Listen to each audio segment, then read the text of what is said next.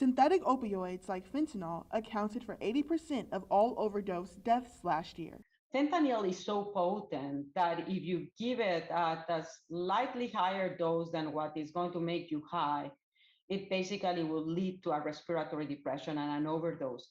Massachusetts saw a spike in opioid overdoses during the pandemic. Across the state saw about a 5% increase in fatal overdoses. In Springfield, there was a 19% increase.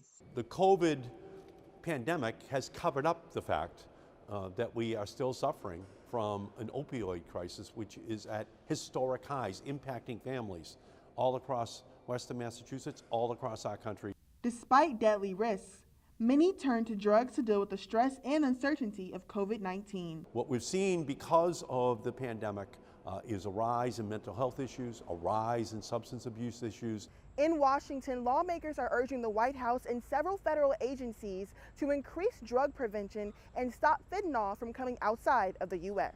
We can't be incarcerating people because they are using these drugs. We have to give them the treatment which they need because recovery is possible. Senator Markey and others are sending this letter to Health and Human Services, the White House, and the Drug Enforcement Administration to urge them to continue measures put in place during the pandemic that will improve access to substance abuse disorder treatment. Maya Lockett, 22 News.